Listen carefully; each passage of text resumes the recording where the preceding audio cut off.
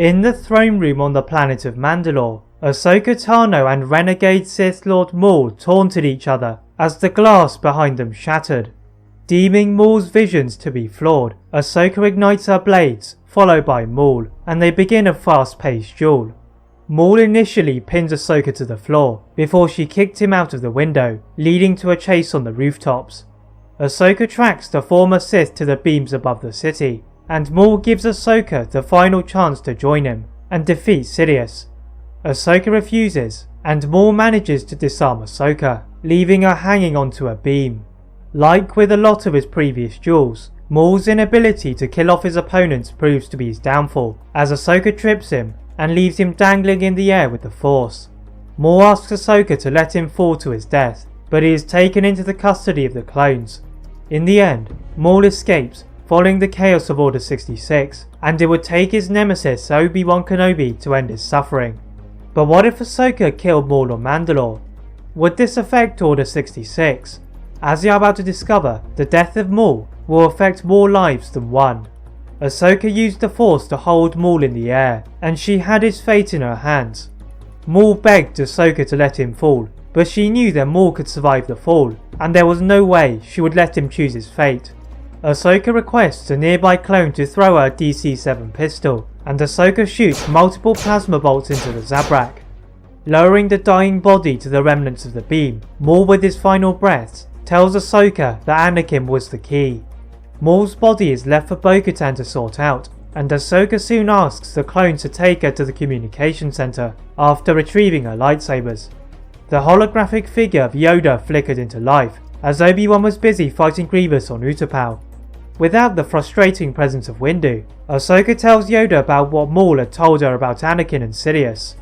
The Grand Master is concerned, as it matched the previous suspicions of Windu, and it all but confirmed that Palpatine was the Sith Lord. Yoda requests the presence of Windu, and the Karoo Master arrives. With the reassurance of Yoda, Ahsoka knows she can talk freely to Windu, and she restates the importance of Anakin. Windu is not sure, but Yoda asks Ahsoka to arrive on Coruscant, as Anakin was currently in a meeting with Palpatine, and Windu's role will be to delay him.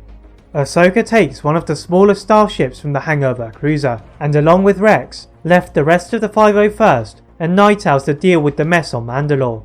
The ship cannot arrive on Coruscant fast enough, and Ahsoka leapt out of her ship, seeing Anakin and Windu. The Master of the Order had obviously followed the instructions of Yoda, as Anakin was venting his annoyance, with time ticking by on the life of Padme. The two Jedi are disturbed by the skidding starship, and see Ahsoka and Rex running towards them. Rex salutes his Jedi General, and Ahsoka tells Anakin what Maul had told her.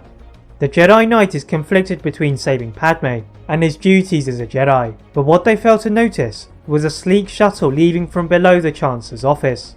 Palpatine had been seated in his chair, expecting the Council to arrest him, and then Anakin to become his apprentice. However, he soon sensed an unnerving shift in the Force.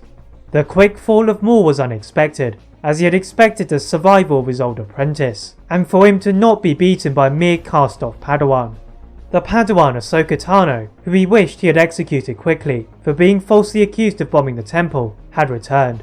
Sidious's plans for Anakin had been ruined, but his ultimate plan had not. Asking his clones to ready his ship, he departed for Mustafar, then executed Order 66. In the Jedi Temple, Anakin, Windu and Ahsoka saw Rex behaving oddly. The commander was twitching in an attempt to resist the control chip, but his hands found their way to his blaster pistols. The other clones in the hangar were also acting in a similar fashion, and Windu prepared his lightsaber. The clones around them begin to fire, and Ahsoka cuts off the pistols of Rex, then tackles him to the ground. Leaving Master Windu and Sin Dralek to defend the temple hangar, Anakin quickly runs off to the central holoprojector to transmit the news to the Jedi. Most of the Jedi had fallen to the clones, but those who had heard the warning were on their way back to the temple. Anakin returned to the hangar, where Ahsoka had vanished with Rex, to discover the cause of the problem. Anakin follows his Padawan, as the Jedi were holding their own, and goes to the halls of healing. The medical droid is performing a scan with the help of Ahsoka, and they find the inhibitor chip as the root of the problem. Ahsoka turned around to see Anakin, and in his mind, he had a choice to make between saving the clones or saving Padme. The choice was easy for Anakin, and he ran for Padme's apartment, leaving Ahsoka also stuck in two minds. Thankfully for the Padawan, a starfighter slid through into the Jedi hangar, clattering numerous clones in the process. Out stepped Obi-Wan Kenobi from his adventures on Utapau, and Ahsoka quickly let him know what had happened to the clones. Obi-Wan begins to implement the recovery of the clones, leaving Ahsoka free to pursue Anakin. Obi-Wan found the task challenging, as even with the help of Rex, tackling clones on their own was difficult.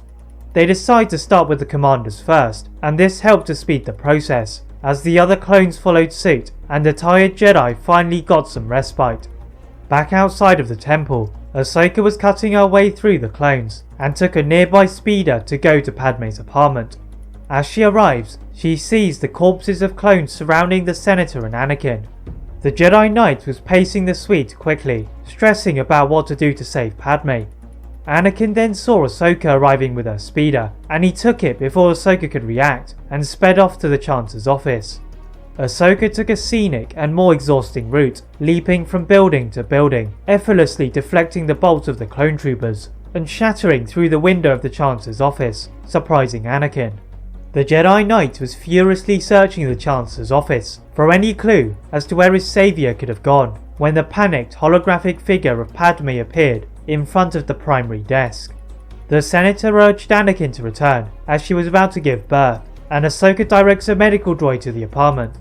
Anakin collapses to the ground in agony, thinking that Padme was going to die, and Ahsoka quickly stuns Anakin with a nearby blaster rifle. Carrying Anakin with the Force, she gets into her speeder and goes back to Padme's apartment, where the Senator had already given birth to Luke and Leia.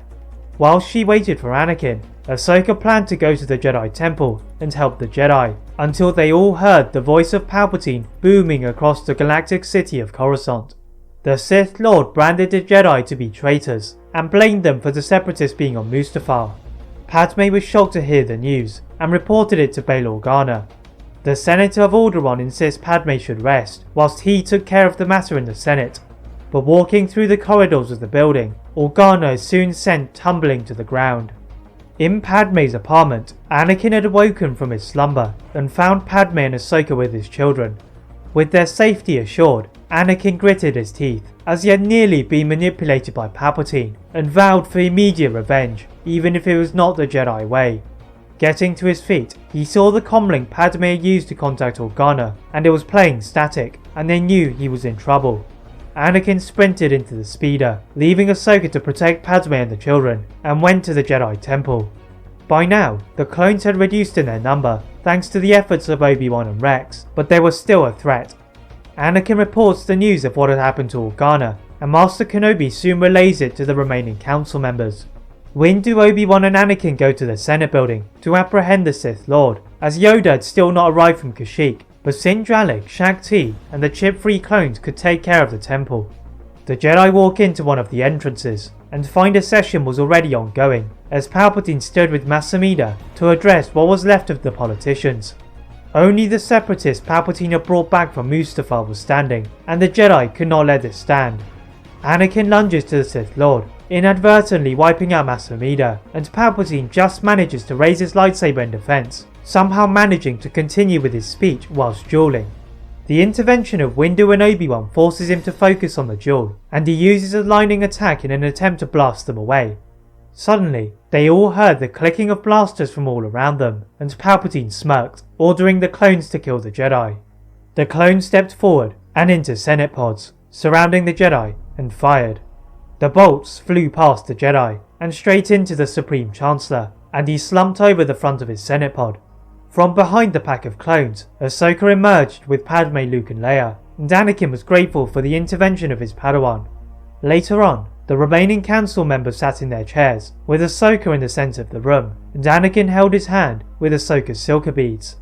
After a brief moment of hesitation, Ahsoka took them, as she would not let Anakin out of her sight again. The Master and Padawan had taken down the Sith together. That is it for what if Ahsoka killed Maul on Mandalore. If you enjoyed this, please like this video, turn on your notification bell, subscribe to this channel and my other channel What If Films for more what ifs. And as always, leave a comment on what if you'd all like to see next and how I can improve my videos. Thank you all very much for watching, and see you next time.